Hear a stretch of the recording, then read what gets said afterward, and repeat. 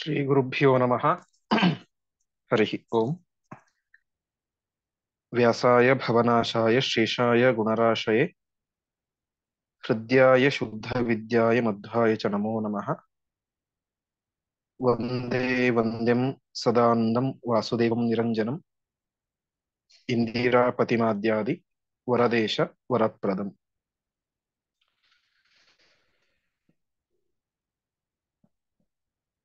ವಿಷ್ಣು ದ್ವಾದಶ ಸ್ತೋತ್ರದ ಅರ್ಥಚಿಂತನೆಯಲ್ಲಿ 5ನೇ ಅಧ್ಯಾಯದ ಒಟ್ಟು 3 ಶ್ಲೋಕಗಳನ್ನು ನಾವು ಚಿಂತನೆ ಮಾಡಿದ್ವಿ.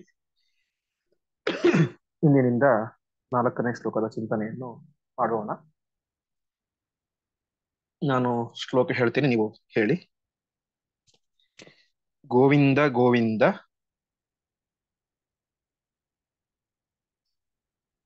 ಪುರಂದರ ವಂದೇ ಸ್ಕಂದ ಸುನಂದನ ವಂದಿತ ಪಾದ ವಿಷ್ಣೋಸ್ರಜಿಷ್ಣು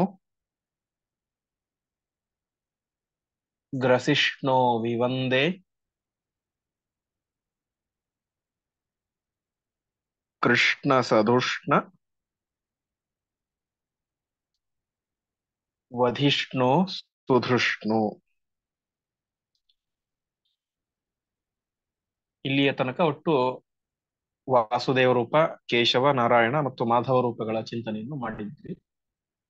ಈ ಶ್ಲೋಕದಲ್ಲಿ ಪರಮಾತ್ಮನ ಗೋವಿಂದ ಎನ್ನುವ ರೂಪದ ಬಗ್ಗೆ, ನಾಮದ ಬಗ್ಗೆ ಚಿಂತನೆಯನ್ನು ಮಾಡ್ತಾ ಇದ್ದಾರೆ. ಗೋವಿಂದ ಗೋವಿಂದ ಪುರಂದರ ವಂದೇ ಸ್ಕಂದ ಸುನಂದನ ವಂದಿತ ಪಾದ ಅಂತ. ಗೋವಿಂದ ಎನ್ನುವಂತಹ ಶಬ್ದಕ್ಕೆ ಪ್ರಧಾನ ಅರ್ಥ ಗಾಹ ಅಂತ ಹೇಳಿದರೆ ಮಾತು ಅಂತ ಅರ್ಥ. ಕೇವಲ ಮಾತಲ್ಲ, ವೇದಗಳು, ವೇದಗಳೆಂಬಂತಹ ಶ್ರೇಷ್ಠ ವಾಕ್, ಮಾತುಗಳು ಅಂತ. ಆ ವೇದದಿಂದಾಗಿ ಪ್ರತಿಪಾದ್ಯನಾದವನು ಪರಮಾತ್ಮ. ಹಾಗಾಗಿ ಪರಮಾತ್ಮನಿಗೆ ಗೋವಿಂದ ಅಂತ ಹೆಸರು. ಅಂದ್ರೆ ಸಕಲ ವೇದ ಪ್ರತಿಪಾದ್ಯ, ಸಮಸ್ತ ವೇದಗಳಿಂದ ಪ್ರತಿಪಾದ್ಯನಾದವನು. ಎಲ್ಲ ವೇದಗಳು ಕೂಡ ಪರಮಾತ್ಮನನ್ನೇ ಹೇಳ್ತಾ ಇವೆ. ಹಾಗಾಗಿ ಪರಮಾತ್ಮನಿಗೆ ಗೋವಿಂದ ಅಂತ ಹೆಸರು. ಇನ್ನೊಂದು ಗೋವಿಂದ ಶಬ್ದಕ್ಕೆ ಅರ್ಥ ಗಾ ಅಂತ ಹೇಳಿದ್ರೆ ಈ ಭೂಮಿ, ಭೂಮಿಗೆ ಗಾ ಅಂತ ಹೆಸರು, ಗಾ ಅಂತ ಹೆಸರು. ಆ ಭೂಮಿಯನ್ನು ಪರಮಾತ್ಮ ವಿಂದತಿ, ಹೊಂದುತ್ತಾನೆ. ಅರ್ಥಾತ್ ಭೂಮಿಯ ಮೇಲೆ ಪರಮಾತ್ಮ ಅನೇಕ ಅವತಾರಗಳನ್ನು ತಾಳುತ್ತಾನೆ. ಹಾಗಾಗಿ ಪರಮಾತ್ಮನಿಗೆ ಗೋವಿಂದ ಅಂತ ಹೆಸರು. ಹೀಗೆ ವೇದ ಪ್ರತಿಪಾದ್ಯನೆ, ಭೂಮಿಯಲ್ಲಿ ನಮ್ಮನ್ನು ಉದ್ಧಾರ ಮಾಡ್ಲಿಕ್ಕೋಸ್ಕರ ಅನೇಕ ಅವತಾರಗಳನ್ನು ತಾಳಿದಂತಹ ಗೋವಿಂದನೇ ನೀನೇನಾಗಿದ್ದೀಯಾ, ಪುರಂದರನಾಗಿದ್ದೀಯಾ ಅಂತ. ಪುರಂದರ ಎನ್ನುವಂತಹ ಶಬ್ದಕ್ಕೆ ಅರ್ಥ ಪುರ ಅಂತ ಹೇಳಿದ್ರೆ ಒಂದು ಅರ್ಥ ನಮ್ಮ ಈ ದೇಹ, ಇನ್ನೊಂದು ಅರ್ಥ ಶತ್ರುಗಳೆಂಬಂತಹ ಪುರ. ಪುರ ಅಂತ ಹೇಳಿದ್ರೆ ಪಟ್ಟಣ ಅಂತ. ಅದನ್ನು ನಾಶ ಮಾಡುವವನು ಅಂತ. ಹೇಗೆ ಅಂದ್ರೆ ನಮ್ಮ ದೇಹವನ್ನು ಹೇಗೆ ನಾಶ ಮಾಡ್ತಾನೆ ಅಂತ ಹೇಳಿದ್ರೆ, ಒಂದು ಅರ್ಥದಲ್ಲಿ ನಮಗೆ ಬರುವಂತಹ ಪ್ರತಿಯೊಂದು ದೇಹಗಳು, ಮನುಷ್ಯ ದೇಹ ಆಗಲಿ ಯಾವುದೇ ದೇಹ ಆಗಲಿ, ಅದನ್ನೇ ನಾಶ ಮಾಡುವವನು ಪರಮಾತ್ಮನೇ. ಅದಕ್ಕಿಂತ ಪ್ರಧಾನವಾಗಿ ನಮ್ಮ ಸ್ವರೂಪವನ್ನು ಮುಚ್ಚಿರುವಂತಹ, ಜೀವನ ಸ್ವರೂಪವನ್ನು ಮುಚ್ಚಿರುವಂತಹ ಲಿಂಗ ಶರೀರವನ್ನು ಪರಮಾತ್ಮ ನಾಶ ಮಾಡ್ತಾನೆ.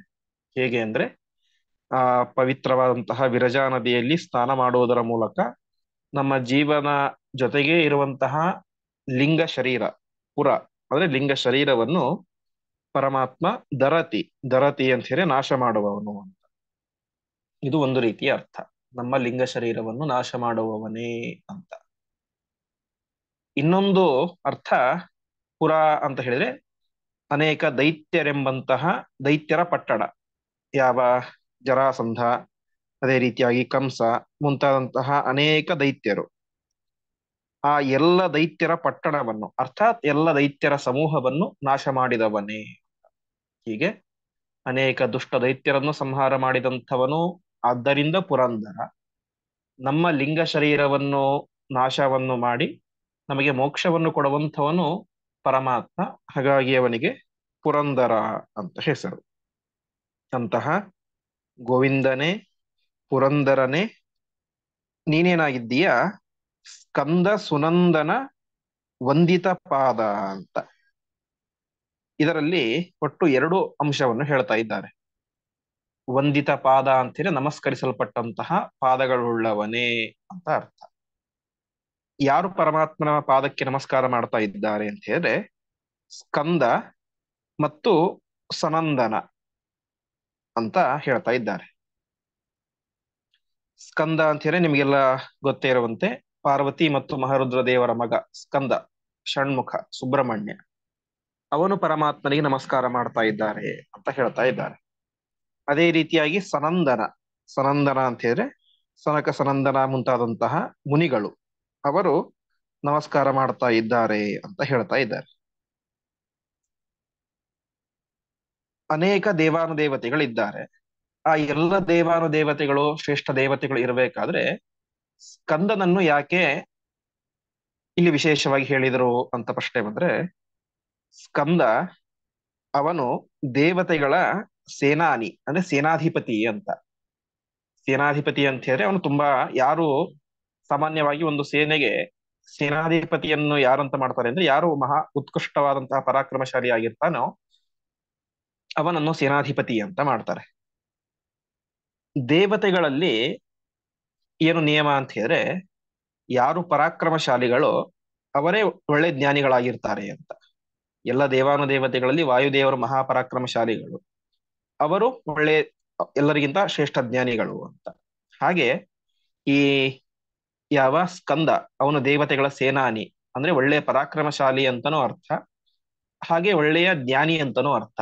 ಹಾಗಾಗಿ ಒಳ್ಳೆಯ ಪರಾಕ್ರಮಶಾಲಿಯಾದಂತಹ ಒಳ್ಳೆಯ ಜ್ಞಾನಿಯಾದಂತಹ ದೇವತೆಗಳ ಸೈನ್ಯಕ್ಕೆ ಸೇನಾಧಿಪತಿ ಅಂತ ಹೇಳಿ ಸಾಮಾನ್ಯ ವ್ಯಕ್ತಿ ಆಗ್ಲಿಕ್ಕೆ ಸಾಧ್ಯ ಇಲ್ಲ. ಅವನು ಒಳ್ಳೆಯ ಉತ್ಕೃಷ್ಟನಾಗಿಯೇ ಇರಬೇಕು. ಹಾಗಾಗಿ ಇಲ್ಲಿ ಸ್ಕಂದನನ್ನು ಹೇಳ್ತಾ ಇದ್ದಾರೆ. ಅದೇ ರೀತಿಯಾಗಿ ಸನಂದನ, ಸನಂದನ ಅಂತ ಹೇಳಿದ್ರೆ ಅವರು ಋಷಿಗಳು, ಬಾಲ ರೂಪದಲ್ಲಿ ಇರುವಂತಹ ಋಷಿಗಳು. ಅವು ಈ ಯಾವ ಜಯ ಮತ್ತು ವಿಜಯರ ಕಥೆಯನ್ನು ಕೇಳ್ತೇವೆ. ಸನಕ ಸನಂದನಾದಿಗಳು ಪರಮಾತ್ಮನ ದರ್ಶನಕ್ಕೆ ಅಂತ ಬಂದಾಗ ನಾವು ಬಿಡುವುದಿಲ್ಲ ಅಂತ ಹೇಳಿದಾಗ ಅವರು ಶಾಪ ಕೊಡ್ತಾರೆ. ಸನಕ ಸನಂದನಾದಿಗಳು ಜಯ ವಿಜಯರು ಅಂದ್ರೆ ಪರಮಾತ್ಮನ ದ್ವಾರಪಾಲಕರಿಗೇನೆ ಶಾಪವನ್ನು ಕೊಡುವಂತಹ ಮಹಾ ಸಾಮರ್ಥ್ಯ ಉಳ್ಳವರು. ಅದಕ್ಕೋಸ್ಕರನೇ ನಾವು ಪ್ರತಿನಿತ್ಯ ಪರಮಾತ್ಮ ನೈವೇದ್ಯ ಆದ ಮೇಲೆ ರಮಾದೇವಿ ನೈವೇದ್ಯ ಮಾಡ್ಬೇಕಾದ್ರೆ ಹೇಳ್ತೇವೆ ರಮಾದೇವಿ ನೈವೇದ್ಯ. ಅದೇ ರೀತಿ ಸನಕ ಸನಂದನಾದಿಗಳ ನೈವೇದ್ಯ ಮಾಡ್ತೇವೆ. ರಮಾ ಬ್ರಹ್ಮಾದಯೋ ದೇವಾಹ ಸನಕಾದ್ಯ ಶುಕಾದಯ ಅಂತ ಸನಕ ಸನಂದನ ಈ ಒಂದು ಋಷಿಗಳಿಗೆ ನಾವು ಅಗ್ರಸ್ಥಾನವನ್ನು ಕೊಟ್ಟಿದ್ದೇವೆ. ಹಾಗಾಗಿ ಸ್ಕಂದ ಅವನು ದೇವತೆಗಳಲ್ಲಿ ಶ್ರೇಷ್ಠನಾದವನು. ಶ್ರೇಷ್ಠ ಅಂದ್ರೆ ಎಲ್ಲ ದೇವತೆಗಳಿಗಿಂತಲೂ ಶ್ರೇಷ್ಠ ಅಂತ ತಾತ್ಪರ್ಯ ಅಲ್ಲ, ಒಟ್ಟಿನಲ್ಲಿ ಒಳ್ಳೆ ಜ್ಞಾನಿ, ಒಳ್ಳೆ ಪರಾಕ್ರಮಶಾಲಿ, ಶ್ರೇಷ್ಠ ಅಂತ. ಅದೇ ರೀತಿಯಾಗಿ ಸನಕ ಸನಂದನಾದಿಗಳು ಅವರು ಋಷಿಗಳಲ್ಲಿ ಶ್ರೇಷ್ಠರಾದವರು. ಅಂತಹ ದೇವತೆಗಳಲ್ಲಿ ಶ್ರೇಷ್ಠನಾದಂತಹ ಷಣ್ಮುಖ, ಅದೇ ರೀತಿಯಾಗಿ ಋಷಿಶ್ರೇಷ್ಠರಾದಂತಹ ಸನಂದನಾದಿಗಳು ಅವರೇನ್ ಮಾಡ್ತಾ ಇದ್ದಾರೆ, ವಂದಿತ ಪಾದ, ಪರಮಾತ್ಮನ ಪಾದವನ್ನು ನಮಸ್ಕರಿಸ್ತಾ ಇದ್ದಾರೆ. ಅಂತಹ ಸ್ಕಂದನಿಂದ ಸನಂದನರಿಂದ ನಮಸ್ಕರಿಸಲ್ಪಟ್ಟಂತಹ ಪಾದವುಳ್ಳಂತಹ ಓ ಗೋವಿಂದನೇ, ನಿನಗೆ ನಾನು ಒಂದೇ ನಮಸ್ಕಾರ ಮಾಡ್ತಾ ಇದ್ದೇನೆ ಎಂಬುದಾಗಿ ಆಚಾರ್ಯರು ಇಲ್ಲಿ ಗೋವಿಂದ ನಾಮಕನಾದಂತಹ ಪರಮಾತ್ಮನಿಗೆ ನಮಸ್ಕಾರ ಮಾಡ್ತಾ ಇದ್ದಾರೆ. ಇಲ್ಲಿ ಸ್ಕಂದ ಸನಂದನ ವಂದಿತ ಪಾದ ಅನ್ನೋದಕ್ಕೆ ಒಂದು ಅರ್ಥ ಸ್ಕಂದ ಮತ್ತು ಸನಂದನ ಇಬ್ಬರು ಬೇರೆ ಬೇರೆ ಅಂತ. ಇದಕ್ಕೆ ವಿಶ್ವಪತಿ ತೀರ್ಥರು ವ್ಯಾಖ್ಯಾನ ಮಾಡ್ಬೇಕಾದ್ರೆ ಇನ್ನೊಂದು ವಿಶಿಷ್ಟವಾದಂತಹ ಅರ್ಥವನ್ನು ಹೇಳ್ತಾರೆ. ಸ್ಕಂದ ಸನಂದನ ಅಂತ ಹೇಳಿದ್ರೆ ಸ್ಕಂದ ಅಂದ್ರೆ ಯಾವ ಷಣ್ಮುಖ, ಷಣ್ಮುಖ ಯಾರಿಗೆ ನಂದನನಾಗಿದ್ದಾನೋ, ನಂದನ ಅಂತ ಹೇಳಿದ್ರೆ ಮಗ ಅಂತ. ಹಾಗಾಗಿ ಸ್ಕಂದ ಷಣ್ಮುಖ ಯಾರಿಗೆ ಮಗನಾಗಿದ್ದಾನೋ ಅವನು ಸ್ಕಂದ ಸನಂದನ ಅಂತ. ಹಾಗಾದ್ರೆ ಯಾರಾದರೂ ಮಹರುದ್ರ ದೇವರಾದರು, ಷಣ್ಮುಖ ಮಹರುದ್ರ ದೇವರ ಮಗ. ಹಾಗಾಗಿ ಸ್ಕಂದ ಯಾರಿಗೆ ಮಗನಾಗಿದ್ದಾನೋ ಅವನು ಸ್ಕಂದ ಸನಂದನ ಅಂತ ಹೇಳಿದ್ರೆ ಮಹರುದ್ರ ದೇವರು. ಹಾಗಾಗಿ ಮಹಾರುದ್ರ ದೇವರಿಂದ ವಂದಿತ ಪಾದ ಅಂದ್ರೆ ಮಹಾರುದ್ರ ದೇವರು ಪರಮಾತ್ಮನ ಪಾದಗಳಿಗೆ ನಮಸ್ಕಾರ ಮಾಡ್ತಾ ಇದ್ದಾರೆ ಎಂಬುದಾಗಿ ಇನ್ನೊಂದು ಚಿಂತನೆ. ಹೀಗೆ ಒಂದು ಅರ್ಥ ಸ್ಕಂದ ನಮಸ್ಕರಿಸ್ತಾ ಇದ್ದಾನೆ, ಸನಂದನವರು ನಮಸ್ಕರಿಸ್ತಾ ಇದ್ದಾರೆ. ಇನ್ನೊಂದು ಅರ್ಥ ಸ್ಕಂದನ ತಂದೆಯಾದಂತಹ ಮಹರುದ್ರ ದೇವರು ಅವರು ಪರಮಾತ್ಮನ ಪಾದವನ್ನು ನಮಸ್ಕರಿಸ್ತಾ ಇದ್ದಾರೆ. ಅಂತಹ ದಿವ್ಯವಾದಂತಹ ಪಾದವುಳ್ಳಂತಹ ಗೋವಿಂದ ಗೋವಿಂದನೇ ನಿನಗೆ ನಮಸ್ಕಾರ ಎಂಬುದಾಗಿ ಇಲ್ಲಿ ಗೋವಿಂದ ರೂಪಿಯಾದಂತಹ ಪರಮಾತ್ಮನಿಗೆ ನಮಸ್ಕಾರವನ್ನು ಆಚಾರ್ಯರು ಮಾಡ್ತಾ ಇದ್ದಾರೆ. ಅದೇ ರೀತಿಯಾಗಿ ಮುಂದಿನದ್ದು ವಿಷ್ಣು. ವಿಷ್ಣು ಸ್ರಜಿಷ್ಣು ಗ್ರಸಿಷ್ಣು ವಿವಂದೇ ಕೃಷ್ಣ ಸಧುಷ್ಣವಧಿಷ್ಣು ಸುಧೃಷ್ಣು ಅಂತ ಇಲ್ಲಿ ವಿಷ್ಣು ಎನ್ನುವಂತಹ ಪರಮಾತ್ಮನಿಗೆ ನಮಸ್ಕರಿಸ್ತಾ ಇದ್ದಾರೆ. ವಿಷ್ಣು ಶಬ್ದಕ್ಕೆ ನಾವು ವಿಷ್ಣು ಸಹಸ್ರನಾಮದಲ್ಲಿ ಅರ್ಥವನ್ನು ಕೇಳಿದ್ದೇವೆ. ಎರಡನೇ ನಾಮವೇನೆ ವಿಷ್ಣು ಅನ್ನುವುದು. ವಿಶ್ವಂ ವಿಷ್ಣು ವಷಟ್ಕಾರ ಅಂತ ವಿಷ್ಣು ಶಬ್ದಕ್ಕೆ ಪ್ರಧಾನ ಅರ್ಥ ವಿಶ್ವ ವ್ಯಾಪ್ತೋ ಅಂತ, ಅಂದ್ರೆ ಎಲ್ಲ ಕಡೆ ವ್ಯಾಪ್ತನಾದವನು, ಎಲ್ಲವನ್ನು ಪ್ರವೇಶ ಮಾಡಿದವನು ಅಂತ ವಿಷ್ಣು ಶಬ್ದಕ್ಕೆ ಅರ್ಥ. ಎಲ್ಲವನ್ನು ಪ್ರವೇಶ ಮಾಡಿದವನು. ವಿಶಿಲ್ರ ವ್ಯಾಪ್ತೋ ಅಂದ್ರೆ ಎಲ್ಲ ಕಡೆ ವ್ಯಾಪಿಸಿರುವವನು. ಹೀಗೆ ಅನೇಕ ಅರ್ಥಗಳನ್ನು ವಿಷ್ಣು ಶಬ್ದಕ್ಕೆ ಹೇಳ್ತಾರೆ. ಅಂತಹ ವಿಷ್ಣುವೇ ನೀನೇನಾಗಿದ್ದೀಯಾ ಸ್ರಜಿಷ್ಣು. ಸ್ರಜಿಷ್ಣು ಶಬ್ದಕ್ಕೆ ಅರ್ಥ ಎಲ್ಲವನ್ನು ಸೃಷ್ಟಿ ಮಾಡುವವನು ಅಂತ. ಇಡೀ ಬ್ರಹ್ಮಾಂಡವನ್ನು ಸೃಷ್ಟಿ ಮಾಡುವವನು ನೀನು, ಹಾಗಾಗಿ ನಿನಗೆ ಹೆಸರು ಸೃಜಿಷ್ಣು ಅಂತ. ಅಂತಹ ಎಲ್ಲವನ್ನೂ ಸೃಷ್ಟಿ ಮಾಡುವವನೇ ನೀನೇನಾಗಿದ್ದೀಯಾ ಗ್ರಸಿಷ್ಣುವೂ ಆಗಿದ್ದೀಯಾ ಅಂತ. ಗ್ರಸಿಷ್ಣು ಅಂತ ಹೇಳಿದ್ರೆ ಗ್ರಾಸ ಅಂತ ಹೇಳಿದ್ರೆ ತಿನ್ನುವುದು ಅಂತ. ನಾವಿವತ್ತು ಗೋಗ್ರಾಸ ಅಂತ ಕೊಡ್ತೇವೆ, ಅಂದ್ರೆ ಅದಕ್ಕೆ ಆಹಾರ ಅಂತ. ಹಾಗೆ ಪರಮಾತ್ಮ ಪ್ರಳಯ ಕಾಲದಲ್ಲಿ ಇಡೀ ಜಗತ್ತನ್ನೇ ಗ್ರಾಸ ಮಾಡ್ತಾನೆ, ತಿಂತಾನೆ, ಅರ್ಥಾತ್ ಸಂಹಾರ ಮಾಡ್ತಾನೆ. ಹಾಗಾಗಿ ಪರಮಾತ್ಮನಿಗೆ ಗ್ರಸಿಷ್ಣು ಅಂತ ಹೆಸರು. ಹಾಗಾಗಿ ಸೃಜಿಷ್ಣು ಇಡೀ ಜಗತ್ತನ್ನು ಸೃಷ್ಟಿ ಮಾಡುವವನೇ, ಮತ್ತೆ ಇಡೀ ಜಗತ್ತನ್ನು ಗ್ರಸಿಷ್ಣು ತಿನ್ನುವವನೇ. ನೀನು ಮತ್ತೇನಾಗಿದ್ದೀಯಾ ಕೃಷ್ಣ. ಕೃಷ್ಣ ಅಂತ ಹೇಳಿದ್ರೆ ಒಳ್ಳೆ ಕಡುಗಪ್ಪು ಬಣ್ಣದ ಕೃಷ್ಣ, ಸುಂದರ ರೂಪ, ಅಂತಹ ಕೃಷ್ಣ. ಇನ್ನೊಂದು ಅರ್ಥ ಯಾವಾಗಲೂ ಸುಖ ಸ್ವರೂಪಿಯಾಗಿ ಇರುವವನು ಅಂತ. ಯಾವಾಗಲೂ ಸುಖ ಸ್ವರೂಪಿಯಾಗಿರುವಂತಹ ಕೃಷ್ಣನೇ ನೀನೇನಾಗಿದ್ದೀಯಾ ಸದುಷ್ಣವಧಿಷ್ಣು. ಸದುಷ್ಣವಧಿಷ್ಣು ಶಬ್ದಕ್ಕೆ ಅರ್ಥ, ಇದನ್ನ ನಾವು ಪದ ವಿಭಾಗ ಮಾಡ್ಕೊಳ್ಬೇಕು. ಸತ್ ಉಷ್ಣ ವಧಿಷ್ಣು ಅಂತ. ಸತ್ ಅಂತ ಹೇಳಿದ್ರೆ ಸಜ್ಜನರು, ಅವರಿಗೆ ಉಷ್ಣ ಅಂತ ಹೇಳಿದ್ರೆ ಬಿಸಿ ಅಂತ. ಅರ್ಥಾತ್ ಯಾರು ಸಜ್ಜನರಿಗೆ ಸಂತಾಪವನ್ನು ಉಂಟು ಮಾಡ್ತಾರೋ, ಯಾರು ಸಜ್ಜನರಿಗೆ ಕಷ್ಟವನ್ನು ಕೊಡ್ತಾರೋ, ಯಾರು ದೈತ್ಯರು. ಹಾಗಾಗಿ ಸದುಷ್ಣ ಅಂತ ಹೇಳಿದ್ರೆ ಸಜ್ಜನರಿಗೆ ಉಷ್ಣವನ್ನು ಉಂಟು ಮಾಡುವಂತಹ, ಕಷ್ಟವನ್ನು ಕೊಡುವಂತಹ ದುಷ್ಟರು. ಅವರನ್ನು ವಧಿಷ್ಣು ಅಂದ್ರೆ ಸಂಹಾರ ಮಾಡುವವನು ಅಂತ. ಅಂದ್ರೆ ಜಗತ್ತಿನಲ್ಲಿ ಯಾರ್ಯಾರು ಸಜ್ಜನರಿಗೆ ಕಷ್ಟವನ್ನು ಉಂಟು ಮಾಡ್ತಾರೋ ಅವರನ್ನು ಸಂಹಾರ ಮಾಡುವವನು ಯಾರು? ನೀನು. ಹಾಗಾಗಿ ನಿನಗೆ ಹೆಸರೇನು? ಸದುಷ್ಣ ವಧಿಷ್ಣು ಅಂತ. ಇನ್ನೊಂದು ಕೊನೆಯ ಶಬ್ದ ಸುಧೃಷ್ಣು ಅಂತ. ಸುಧೃಷ್ಣು ಎನ್ನುವಂತಹ ಶಬ್ದಕ್ಕೆ ಅರ್ಥ ಇಡೀ ಜಗತ್ತನ್ನು ಧಾರಣೆ ಮಾಡಿದವನು ಅಂತ. ಚೆನ್ನಾಗಿ ಇಡೀ ಜಗತ್ತನ್ನು ಧಾರಣೆ ಮಾಡುವವನು, ರಕ್ಷಣೆ ಮಾಡುವವನು ಅಂತ ಸುಧೃಷ್ಣು ಶಬ್ದಕ್ಕೆ ಅರ್ಥ. ಅಂತಹ ಕೃಷ್ಣನೇ ನಿನಗೆ, ವಿಷ್ಣುವೇ ನಿನಗೆ ನಮಸ್ಕಾರ ಅಂತ ಈ ಒಂದು ಇದರಲ್ಲಿ ಹೇಳ್ತಾ ಇದ್ದಾರೆ, ಎರಡನೇ ಸಾಲಿನಲ್ಲಿ. ಹೀಗೆ ಮೊದಲ ನಾಮ ಗೋವಿಂದ ಅಂತ, ಎಲ್ಲವನ್ನು ತಿಳಿದವನೇ, ವೇದ ಪ್ರತಿಪಾದ್ಯನೇ, ಭೂಮಿಯಲ್ಲಿ ಅವತಾರವನ್ನು ಮಾಡುವವನೇ. ನೀನು ಪುರಂದರ, ಶತ್ರುಗಳ ಪುರವನ್ನು ನಾಶ ಮಾಡುವವನು, ನಮ್ಮ ಲಿಂಗ ಶರೀರವನ್ನು ಕೊನೆಗೆ ನಾಶ ಮಾಡುವವನು. ಅಂತಹ ನೀನು ಸ್ಕಂದ ಸುನಂದನ ವಂದಿತ ಪಾದ. ಸ್ಕಂದ ಅಂದ್ರೆ ಷಣ್ಮುಖ. ಅದೇ ರೀತಿಯಾಗಿ ಸನಂದನ ಎಂಬಂತಹ ಋಷಿಗಳು ನಿನ್ನನ್ನು ನಮಸ್ಕರಿಸ್ತಾ ಇದ್ದಾರೆ. ನಮಸ್ಕರಿಸಲ್ಪಟ್ಟಂತಹ ಪಾದವುಳ್ಳವನೇ. ಅಥವಾ ಸ್ಕಂದ ಸನಂದನ, ಸ್ಕಂದನ ತಂದೆಯಾದಂತಹ ಮಹಾರುದ್ರ ದೇವರಿಂದಾಗಿ ನಮಸ್ಕರಿಸಲ್ಪಟ್ಟಂತಹ ಪಾದವುಳ್ಳವನೇ. ಅಂದ್ರೆ ಅವರು ನಮಸ್ಕರಿಸ್ತಾ ಇದ್ದಾರೆ ಪರಮಾತ್ಮನ ಪಾದಕ್ಕೆ ಅಂತ ಅರ್ಥ. ಅಂತಹ ನಿನಗೆ, ಗೋವಿಂದನಿಗೆ ನಮಸ್ಕಾರ. ಎರಡನೇದ್ದು ವಿಷ್ಣು.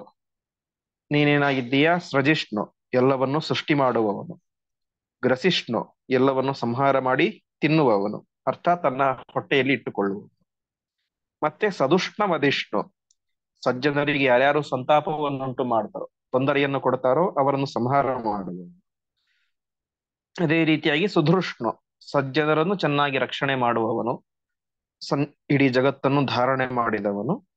ಅಂತಹ ಕೃಷ್ಣ ಅಂದ್ರೆ ಒಳ್ಳೆ ಕಡುಗಪ್ಪು ಮೈಬಣ್ಣ ಉಳ್ಳವನೇ. ಮೇಘಶ್ಯಾಮ ಅಂತ ಮೇಘದಂತೆ ಶ್ಯಾಮ ಬಣ್ಣ ಉಳ್ಳವನೇ, ಮೋಡದಂತೆ ಬಣ್ಣ ಉಳ್ಳವನೇ. ನಿನಗೆ ವಿಷ್ಣು ಅಂದ್ರೆ ಎಲ್ಲ ಕಡೆ ವ್ಯಾಪ್ತನಾದವನು, ಎಲ್ಲವನ್ನು ಪ್ರವೇಶ ಮಾಡಿದವನು. ಅಂತಹ ವಿಷ್ಣುವಿಗೆ ವಿವಂದೇ, ನಿನಗೆ ವಿಶೇಷವಾಗಿ ನಮಸ್ಕರಿಸ್ತಾ ಇದ್ದೇನೆ ಅಂತ ಈ ಒಂದು 4ನೇ ಶ್ಲೋಕದಲ್ಲಿ ಹೇಳ್ತಾ ಇದ್ದಾರೆ. ಮುಂದಿನ ಶ್ಲೋಕ 5ನೇ ಶ್ಲೋಕ. ನಾನು ಹೇಳ್ತೇನೆ, ನೀವು ಹೇಳಿ. ಮಧುಸೂದನ ದಾನವ ಸಾಧನ ವಂದೇ ದೈವತ ಮೋದಿತ ವೇದಿತ ಪಾದ ತ್ರಿವಿಕ್ರಮ ನಿಷ್ಕ್ರಮ ವಿಕ್ರಮ ವಂದೇ ಸುಕ್ರಮ ಸಂಕ್ರಮ ಹುಂಕೃತ ವಕ್ತ್ರ.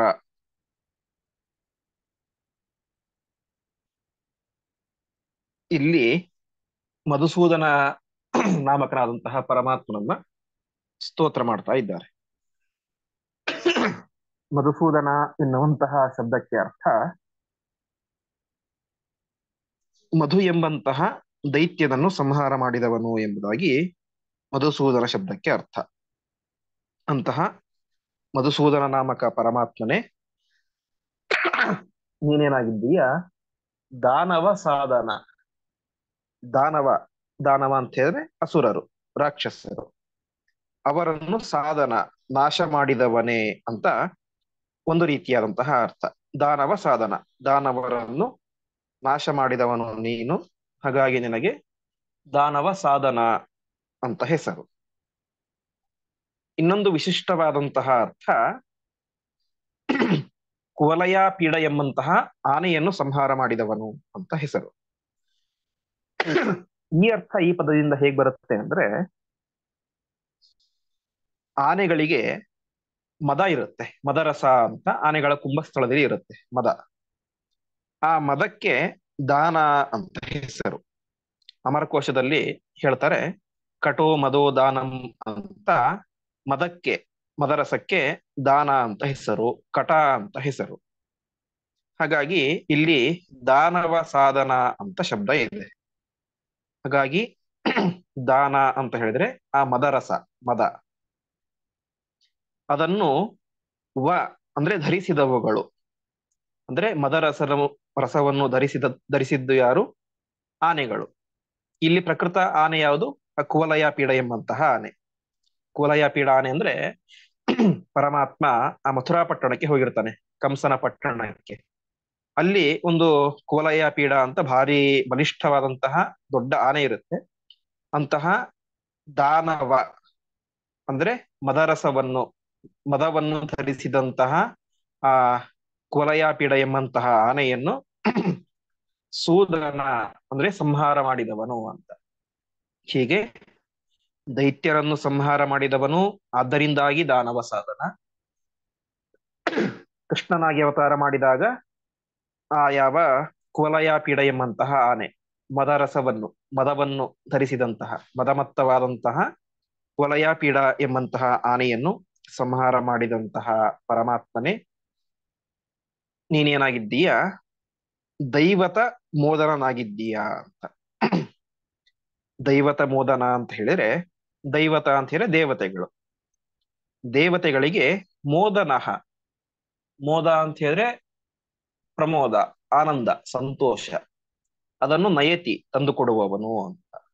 ಅಂದರೆ ದೈವತ ಮೋದನ ಅಂತ ಹೇಳಿದ್ರೆ ದೇವತೆಗಳಿಗೆ ಆನಂದವನ್ನು ಸುಖವನ್ನು ಕೊಡುವವನು ಪರಮಾತ್ಮ.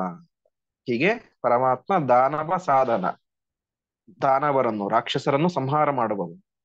ದೈವತ ಮೋದನ, ದೇವತೆಗಳಿಗೆ ವಿಶಿಷ್ಟವಾದಂತಹ ಆನಂದವನ್ನು ತಂದುಕೊಡುವವನು ಪರಮಾತ್ಮ. ಹಾಗಾಗಿ ಪರಮಾತ್ಮನಿಗೆ ದೈವತ ಮೋದನ ಅಂತ ಹೆಸರು. ಇದು ಒಂದು ರೀತಿಯಾದಂತಹ ಅರ್ಥ. ಇನ್ನೊಂದು ಅರ್ಥ ಇಲ್ಲಿ ದೈವತ ಅಂತ ಇದೆ. ಅಂದ್ರೆ ದೇವತೆಗಳನ್ನು ಯಾರು ಉಪಾಸನೆ ಮಾಡ್ತಾರೋ ಅವರು ದೈವತರು ಅಂತ. ಅಂದ್ರೆ ದೇವತೆಗಳನ್ನು ಉಪಾಸನೆ ಮಾಡುವಂತಹ, ಅವರಲ್ಲಿ ಭಕ್ತಿ ಮಾಡುವಂತಹ ದೈವತರನ್ನು, ಅಂದ್ರೆ ಪರಮಾತ್ಮ ಭಕ್ತರನ್ನು, ದೇವತೆಗಳನ್ನು ಉಪಾಸನೆ ಮಾಡುವಂತಹ ಭಕ್ತರಿಗೂ ಕೂಡ ಪರಮಾತ್ಮ ಏನ್ ಮಾಡ್ತಾನೆ? ಮೋದನಃ, ಆನಂದವನ್ನು ಕೊಡ್ತಾನೆ ಅಂತ. ಹೀಗೆ ದೇವತೆಗಳಿಗೂ ಆನಂದವನ್ನು ಕೊಡ್ತಾನೆ, ಆ ದೇವತೆಗಳನ್ನು ಉಪಾಸನೆ ಮಾಡುವಂತಹ ದೈವತರಿಗೂ, ಅರ್ಥಾತ್ ಪರಮಾತ್ಮ ಅವನು ಭಕ್ತರಿಗೂ ಕೂಡ, ದೇವತೆಗಳ ಭಕ್ತರಿಗೂ ಕೂಡ ವಿಶಿಷ್ಟವಾದಂತಹ ಆನಂದವನ್ನು ಕೊಡ್ತಾನೆ. ಆದ್ದರಿಂದಾಗಿ ಪರಮಾತ್ಮನಿಗೆ ದೈವತ ಮೋದನ ಅಂತ ಹೆಸರು. ಕೊನೆಯದ್ದು ವೇದಿತ ಪಾದ ಅಂತ. ವೇದಿತ ಪಾದ ಶಬ್ದಕ್ಕೆ ಅರ್ಥ ಪಾದ ಅಂತ ಹೇಳಿ ಸ್ವರೂಪ ಅಂತ ಅರ್ಥ. ಉತ್ತಮಾನಾಂ ಸ್ವರೂಪಂತು ಪಾದ ಶಬ್ದೇನ ಭಣ್ಯತೆ ಅಂತ. ಯಾರು ಶ್ರೇಷ್ಠರಿರ್ತಾರೋ ಅವರನ್ನು ಅವರ ಸ್ವರೂಪ ಅಂದ್ರೆ ಸಮಗ್ರ ದೇಹವನ್ನು ನಾವು ಪಾದ ಶಬ್ದದಿಂದಾಗಿ ಕರಿಬೇಕು ಅಂತ ಶಾಸ್ತ್ರ ತಿಳಿಸುತ್ತೆ. ಉದಾಹರಣೆಗೆ ಯಾರಾದರೂ ಸನ್ಯಾಸಿಗಳು ಬಂದ್ರೆ ನಾವೇನಂತ ಹೇಳ್ತೇವೆ? ಶ್ರೀಪಾದರು ಬಂದರು ಅಂತ ಹೇಳ್ತೇವೆ. ಅಂದ್ರೆ ಅವರ ಸಮಗ್ರ ಸ್ವರೂಪವನ್ನು ನಾವು ಪಾದ ಶಬ್ದದಿಂದಾಗಿ ಕರಿತೇವೆ. ಶ್ರೀಪಾದರು ಅಂತ ಹೇಳಿ ಕೇವಲ ಪಾದ ಬಂದಿದ್ದಲ್ಲ, ಅವರು ಸಮಗ್ರ ಅವರೇ ಬಂದಿದ್ದಾರೆ. ಆದ್ರೆ ನಾವು ಕರೆಯೋದು ಅವರನ್ನ ಶ್ರೀಪಾದರು ಅಂತ. ಹಾಗೆಯೇ ಇಲ್ಲಿ ವೇದಿತ ಪಾದ ಅಂತ ಹೇಳಿದ್ರೆ ಸಮಗ್ರ ವೇದಗಳು ಕೂಡ ನಿನ್ನ ಪಾದವನ್ನು, ಅರ್ಥಾತ್ ನಿನ್ನ ಸ್ವರೂಪವನ್ನು ತಿಳಿಸ್ತಾ ಇದ್ದಾವೆ. ವೇದ ಪ್ರತಿಪಾದ್ಯವಾದಂತಹ ಸ್ವರೂಪವುಳ್ಳವನು ನೀನು, ಸಮಸ್ತ ವೇದಗಳು ನಿನ್ನ ಸ್ವರೂಪವನ್ನು ತಿಳಿಸ್ತಾ ಇದ್ದಾವೆ. ಹಾಗಾಗಿ ಅಂತಹ ವೇದಿತ ಪಾದ, ವೇದ ಪ್ರತಿಪಾದ್ಯವಾದಂತಹ ಸ್ವರೂಪವುಳ್ಳಂತಹ ಮಧುಸೂದನನೇ, ಮಧು ಎಂಬಂತಹ ದೈತ್ಯನನ್ನು ಸಂಹಾರ ಮಾಡಿದಂತಹ ಮಧುಸೂದನನೇ, ನಿನಗೆ ನಾನು ಒಂದೇ ನಮಸ್ಕರಿಸ್ತಾ ಇದ್ದೇನೆ ಎಂಬುದಾಗಿ ಹೇಳ್ತಾ ಇದ್ದಾರೆ. ಎರಡನೇ ನಾಮ ತ್ರಿವಿಕ್ರಮ ನಿಷ್ಕ್ರಮ ವಿಕ್ರಮ ಒಂದೇ ಸುಕ್ರಮ ಸಂಕ್ರಮ ಪುಂಕೃತ ವಕ್ತ್ರ ಅಂತ.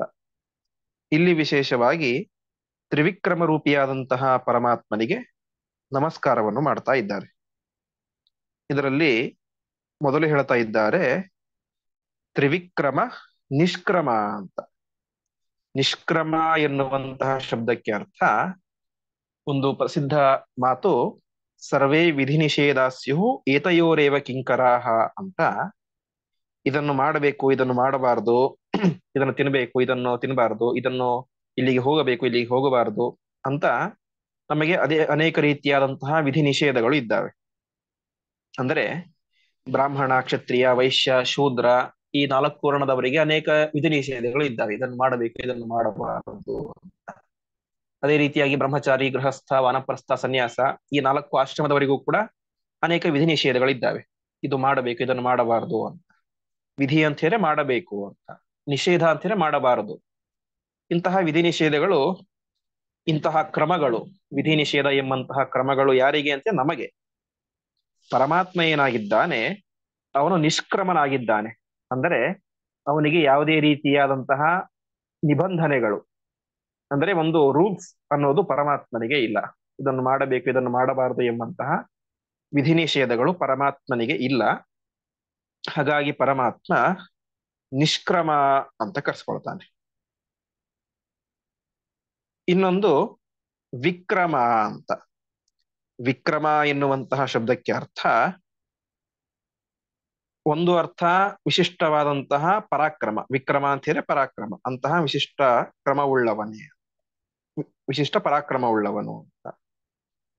ಇನ್ನೊಂದು ಅರ್ಥ ವಿಕ್ರಮ ಅಂತ ಹೇಳಿದ್ರೆ ಲೋಕವನ್ನು ಒಳ್ಳೆ ಧರ್ಮದ ಮಾರ್ಗದಲ್ಲಿ, ಧರ್ಮದ ದಾರಿಯಲ್ಲಿ ನಡೆಸಲಿಕ್ಕೋಸ್ಕರ ವಿಶಿಷ್ಟವಾದಂತಹ ಕ್ರಮವನ್ನು ಜಗತ್ತಿಗೆ ಕೊಟ್ಟವನು ಅಂತ. ಅಂದ್ರೆ ಜಗತ್ತಿನಲ್ಲಿ ಅನೇಕ ಕ್ರಮಗಳನ್ನು ಪರಮಾತ್ಮ ಮಾಡಿದ್ದಾನೆ. ಇದನ್ನು ಮಾಡಬೇಕು, ಈ ರೀತಿಯಾದಂತಹ ಕ್ರಮಗಳನ್ನು ಈ ಕಾಲದಲ್ಲಿ ಮಾಡಬೇಕು ಅಂತ ಅನೇಕ ಧರ್ಮಗಳನ್ನು ಪರಮಾತ್ಮ ಜಗತ್ತಿಗೆ ಉಪದೇಶ ಮಾಡಿದ್ದಾನೆ. ಹಾಗಾಗಿ ಪರಮಾತ್ಮ ವಿಕ್ರಮ ಅಂತ. ಅಂದರೆ ಜಗತ್ತು ಧರ್ಮದ ಹಾದಿಯಲ್ಲಿ ನಡೆಯಬೇಕು ಅಂತ ಅನೇಕ ರೀತಿಯಾದಂತಹ ಕ್ರಮಗಳನ್ನು, ರೂಲ್ಸ್ ಗಳನ್ನು ಪರಮಾತ್ಮ ಜಗತ್ತಿಗೆ ಕೊಟ್ಟಿದ್ದಾನೆ. ಹಾಗಾಗಿ ಪರಮಾತ್ಮ ವಿಕ್ರಮ ಅಂತ ಕರೆಸ್ಕೊಳ್ತಾನೆ. ಮುಂದಿನದ್ದು ಸುಕ್ರಮ ಅಂತ. ಸುಕ್ರಮ ಅಂತ ಹೇಳಿದ್ರೆ ಆ ಪರಮಾತ್ಮನ ಕ್ರಮ, ಅಂದ್ರೆ ಪರಮಾತ್ಮನ ರೀತಿ ನಿಯಮ ಅದೆಲ್ಲ ಏನಿದೆ ಸುಕ್ರಮ, ಒಳ್ಳೆ ಕ್ರಮ. ಅದ್ಯಾವುದು ಕೂಡ ಕೆಟ್ಟದಾದದ್ದಲ್ಲ, ಒಳ್ಳೆ ಸುಂದರವಾದಂತಹ ಕ್ರಮ, ಅದು ಪರಮಾತ್ಮನ ಕ್ರಮ. ಇದು ಒಂದು ರೀತಿಯ ಅರ್ಥ. ಇನ್ನೊಂದು ಅರ್ಥ ಸುಕ್ರಮ ಅಂತ ಹೇಳಿದ್ರೆ ಪರಮಾತ್ಮ 4 ವ್ಯೂಹ ರೂಪಗಳಿಂದಾಗಿ ಇರ್ತಾನೆ ಅಂತ. ವ್ಯೂಹ ರೂಪಗಳು ಅಂತ ಹೇಳಿದ್ರೆ ವಾಸುದೇವ, ಸಂಕರ್ಷಣ, ಪ್ರದ್ಯುಮ್ನ, ಅನಿರುದ್ಧ ಎಂಬಂತಹ 4 ರೂಪಗಳಿಂದಾಗಿ ಪರಮಾತ್ಮ ಇಡೀ ಜಗತ್ತಿಗೆ ಮೋಕ್ಷ, ಸಂಹಾರ, ಸೃಷ್ಟಿ, ಸ್ಥಿತಿ ಇವುಗಳನ್ನು ಕೊಡ್ತಾನೆ ಅಂತ. ವಾಸುದೇವ ರೂಪದಿಂದಾಗಿ ಮೋಕ್ಷವನ್ನು ಪರಮಾತ್ಮ ಕೊಡ್ತಾನೆ. ಅದೇ ರೀತಿಯಾಗಿ ಸಂಕರ್ಷಣ ರೂಪದಿಂದಾಗಿ ಸಂಹಾರವನ್ನು ಪರಮಾತ್ಮ ಮಾಡ್ತಾನೆ. ಅದೇ ರೀತಿ ಆ ಪ್ರದ್ಯುಮ್ನ ರೂಪದಿಂದಾಗಿ ಸೃಷ್ಟಿಯನ್ನು ಮಾಡ್ತಾನೆ. ಕೊನೆಗೆ ಅನಿರುದ್ಧ ರೂಪದಿಂದಾಗಿ ಸ್ಥಿತಿಯನ್ನು, ಅಂದ್ರೆ ಜಗತ್ತಿನ ರಕ್ಷಣೆಯನ್ನು ಪರಮಾತ್ಮ ಮಾಡ್ತಾನೆ. ಹಾಗಾಗಿ ಪರಮಾತ್ಮ ಏನಂತ ಕರೆಸ್ಕೊಳ್ತಾನೆ, ಸುಕ್ರಮ ಅಂತ. ಈ 4 ರೂಪಗಳಿಂದಾಗಿ ವಾಸುದೇವ, ಸಂಕರ್ಷಣ, ಪ್ರದ್ಯುಮ್ನ, ಅನಿರುದ್ಧ ಎಂಬಂತಹ 4 ರೂಪಗಳಿಂದಾಗಿ ಜಗತ್ತಿಗೆ ಮೋಕ್ಷ, ಅದೇ ರೀತಿಯಾಗಿ ಸೃಷ್ಟಿ, ಸ್ಥಿತಿ, ಸಂಹಾರಗಳನ್ನು ಮಾಡುವಂಥವನು ಪರಮಾತ್ಮ. ಹಾಗಾಗಿ ಪರಮಾತ್ಮನಿಗೆ ಸುಕ್ರಮ ಅಂತ ಹೆಸರು. ಕೊನೆಯದ್ದು ಸಂಕ್ರಮ ಹುಂಕೃತ ವಕ್ತ್ರ ಅಂತ ಪರಮಾತ್ಮನಿಗೆ ವಿಶೇಷಣ. ಸಂಕ್ರಮ ಹುಂಕೃತ ವಕ್ತ್ರ ಅಂದ್ರೆ ಸಂಕ್ರಮ ಶಬ್ದಕ್ಕೆ ಪ್ರಳಯ ಕಾಲ ಅಂತ ಅರ್ಥ. ಸಂಕ್ರಮ ಶಬ್ದಕ್ಕೆ ಪ್ರಳಯ ಅಂತ ಅರ್ಥ. ಆ ಪ್ರಳಯದ ಸಮಯದಲ್ಲಿ ಪರಮಾತ್ಮ ಹುಂಕೃತ ವಕ್ತ್ರ. ಹುಂಕೃತ ವಕ್ತ್ರ ಅಂತ ಹೇಳಿದ್ರೆ ಪರಮಾತ್ಮ ಜೋರಾಗಿ ಗರ್ಜನೆಯನ್ನು ಮಾಡುತ್ತಾ, ಹುಂಕಾರವನ್ನು ಮಾಡುತ್ತಾ ತನ್ನ ಮುಖವನ್ನು ತೆರೆದಿರುತ್ತಾನೆ ಅಂತ. ಅಂದ್ರೆ ಪ್ರಳಯ ಕಾಲದಲ್ಲಿ ಇಡೀ ಜಗತ್ತನ್ನು ನಾಶ ಮಾಡಲಿಕ್ಕೋಸ್ಕರ ಪರಮಾತ್ಮ ತನ್ನ ಬಾಯಿಂದಾಗಿ ಹುಂಕಾರ, ಜೋರಾಗಿ ಗರ್ಜನೆ ಮಾಡ್ತಾ ಇರ್ತಾನೆ ಅಂತ ಈ ಒಂದು ಸಂಕ್ರಮ ಹುಂಕೃತ ವಕ್ತ್ರ ಶಬ್ದಕ್ಕೆ ಅರ್ಥ. ಅಂತಹ ತ್ರಿವಿಕ್ರಮ, ತ್ರಿವಿಕ್ರಮ ರೂಪಿಯಾದಂತಹ ಪರಮಾತ್ಮನೇ ಅಂತ. ತ್ರಿವಿಕ್ರಮ ರೂಪ ವಿಶೇಷವಾಗಿ ಆ ವಾಮನ ರೂಪವೇ ಬೆಳೆದು ತ್ರಿವಿಕ್ರಮ ರೂಪವಾಗಿದ್ದು, 3 ಪಾದಗಳನ್ನು ಇಟ್ಟು ತ್ರಿವಿಕ್ರಮ ಅಂತ ಪ್ರಖ್ಯಾತವಾದಂತಹ ಪರಮಾತ್ಮನೇ ನಿನಗೆ ನಮಸ್ಕಾರ ಅಂತ ಈ ಒಂದು ರೂಪಕ್ಕೆ ನಮಸ್ಕಾರವನ್ನು ಮಾಡ್ತಾ ಇದ್ದಾರೆ. ತ್ರಿವಿಕ್ರಮ ಒಂದೇ ಅಂತ. ಹೀಗೆ 2 ರೂಪಗಳ ಚಿಂತನೆ ಎಂಬುದು ಈ ಒಂದು ಶ್ಲೋಕದಲ್ಲಿ ಇದೆ. ಇನ್ನೊಂದ್ಸಲ ಪದದ ಅರ್ಥ ಹೇಳ್ತಾ ಹೋಗ್ತೇನೆ. ದಾನವ ಸಾಧನ, ರಾಕ್ಷಸರನ್ನು ನಾಶ ಮಾಡಿದವನೇ, ಅಥವಾ ಕೋಲಯ ಪೀಡ ಎಂಬಂತಹ ಆನೆಯನ್ನು ಕೊಂದವನೇ. ಅದೇ ರೀತಿಯಾಗಿ ದೈವತ ಮೋದಿತ ಅಥವಾ ದೈವತ ಮೋದನ ಅಂತ, ದೇವತೆಗಳಿಗೆ ಆನಂದವನ್ನು ಕೊಟ್ಟವನೇ ಅಥವಾ ಆ ದೇವತೆಗಳ ಭಕ್ತರಿಗೆ ಆನಂದವನ್ನು ಕೊಟ್ಟವನೇ. ಅದೇ ರೀತಿ ವೇದಿತ ಪಾದ, ವೇದಿತ ಪಾದ ಅಂತ ಹೇಳಿದ್ರೆ ಸಮಸ್ತ ಶಾಸ್ತ್ರಗಳು, ವೇದಗಳು ಕೂಡ ನಿನ್ನ ಸ್ವರೂಪವನ್ನು ನಿರಂತರವಾಗಿ ಹಾಡಿ ಹೊಗಳುತ್ತಾ ಇದ್ದಾವೆ. ವೇದ ಪ್ರತಿಪಾದ್ಯನಾದವನು ನೀನು ಅಂತ. ಅಂತಹ ಮಧುಸೂದನನೇ, ಮಧು ಎಂಬಂತಹ ದೈತ್ಯನನ್ನು ಸಂಹಾರ ಮಾಡಿದವನೇ ನಿನಗೆ ನಮಸ್ಕಾರ. ಮುಂದಿಂದು ತ್ರಿವಿಕ್ರಮ ರೂಪ. ನಿಷ್ಕ್ರಮ ಅಂತ ಹೇಳಿ ಯಾವುದೇ ರೀತಿಯಾದಂತಹ ರೀತಿಗಳು, ನಿಯಮಾವಳಿಗಳು ನಿನಗೆ ಇಲ್ಲ ಅಂತ. ಅಂದ್ರೆ ವಿಧಿ ನಿಷೇಧಗಳು ನಿನಗೆ ಇಲ್ಲ. ಅದೇ ರೀತಿಯಾಗಿ ವಿಕ್ರಮ, ವಿಕ್ರಮ ಅಂತ ಹೇಳಿದ್ರೆ ಧರ್ಮವನ್ನು ರಕ್ಷಣೆ ಮಾಡ್ಲಿಕ್ಕೋಸ್ಕರ ವಿಶಿಷ್ಟವಾದಂತಹ ನಿಯಮಗಳನ್ನು, ಕ್ರಮಗಳನ್ನು ಜಗತ್ತಿಗೆ ಕೊಟ್ಟವನು. ಇನ್ನೊಂದು ಅರ್ಥ ಮಹಾಪರಾಕ್ರಮಶಾಲಿ ಅಂತ. ಅದೇ ರೀತಿಯಾಗಿ ಸುಕ್ರಮ, ನಿನ್ನ ಕ್ರಮ, ನಿನ್ನ ರೂಲ್ಸ್ ಅದು ಒಳ್ಳೆ ಕ್ರಮ ಅಂತ ಒಂದು ಅರ್ಥ. ಇನ್ನೊಂದು ಅರ್ಥ ಆ ವಾಸುದೇವ ಪ್ರದ್ಯುಮ್ನ ಅನಿರುದ್ಧ ಸಂಕರ್ಷಣ ರೂಪದಿಂದಾಗಿ ಜಗತ್ತಿಗೆ ಸೃಷ್ಟಿ ಸ್ಥಿತಿ ಸಂಹಾರ ಮತ್ತು ಮೋಕ್ಷಗಳನ್ನು ಉಂಟು ಮಾಡುವಂಥವನು ನೀನು. ಅಂತಹ ನೀನು ಸಂಕ್ರಮ ಹುಂಕೃತ ವಕ್ರ, ಪ್ರಳಯ ಕಾಲದಲ್ಲಿ ನಿನ್ನ ಬಾಯಿಂದಾಗಿ ಜೋರಾಗಿ ಗರ್ಜನೆ ಮಾಡುವಂತಹ ತ್ರಿವಿಕ್ರಮ ರೂಪಿಯಾದಂತಹ ಪರಮಾತ್ಮನೇ ನಿನಗೆ ನಮಸ್ಕಾರ ಅಂತ ಹೇಳ್ತಾ ಇದ್ದಾರೆ. ಒಟ್ಟು ತಾತ್ಪರ್ಯ, ಪರಮಾತ್ಮನಿಗೆ ಯಾವುದೇ ರೀತಿಯಂತಹ ಕ್ರಮಗಳಿಲ್ಲ, ವಿಧಿ ನಿಷೇಧಗಳು ಇಲ್ಲ. ಅಂತಹ ಮಹಾಪರಾಕ್ರಮಶಾಲಿ, ಅದೇ ರೀತಿಯಾಗಿ ವಾಸುದೇವ ಮುಂತಾದಂತಹ ರೂಪಗಳಿಂದಾಗಿ ಜಗತ್ತಿಗೆ ಸೃಷ್ಟಿ ಸ್ಥಿತಿ ಸಂಹಾರಾದಿಗಳನ್ನು ಮತ್ತು ಮೋಕ್ಷವನ್ನು ಕೊಡುವಂತಹ ದಿವ್ಯ ರೂಪ ಅಂತಹ ತ್ರಿವಿಕ್ರಮನಾಮಕನಾದಂತಹ ಪರಮಾತ್ಮನೇ ನಿನಗೆ ನಮಸ್ಕಾರ ಅಂತ ಈ ಒಂದು 5ನೇ ಶ್ಲೋಕದಲ್ಲಿ ಆಚಾರ್ಯರು ಮಧುಸೂದನ ರೂಪ ಮತ್ತು ತ್ರಿವಿಕ್ರಮ ರೂಪ ಇದರ ವರ್ಣನೆಯನ್ನು ಮಾಡಿದ್ದಾರೆ. ಹೀಗೆ ಒಟ್ಟು ಇವತ್ತು 4 ರೂಪಗಳ ಚಿಂತನೆ ಆಗಿದೆ. ಗೋವಿಂದ, ವಿಷ್ಣು, ಮಧುಸೂದನ, ತ್ರಿವಿಕ್ರಮ ಎಂಬಂತಹ 4 ಪರಮಾತ್ಮನ ನಾಮಗಳ ಬಗ್ಗೆ ಚಿಂತನೆಯಾಗಿದೆ. ಮುಂದಿನ ನಾಮದ ಚಿಂತನೆಯನ್ನು ನಾಳೆ ಪಾಠದಲ್ಲಿ ನೋಡೋಣ ಎಂಬುದಾಗಿ ಹೇಳ್ತಾ ಇಂದಿನ ಪಾಠವನ್ನು ಶ್ರೀಕೃಷ್ಣಾರ್ಪಣಮಸ್ತು.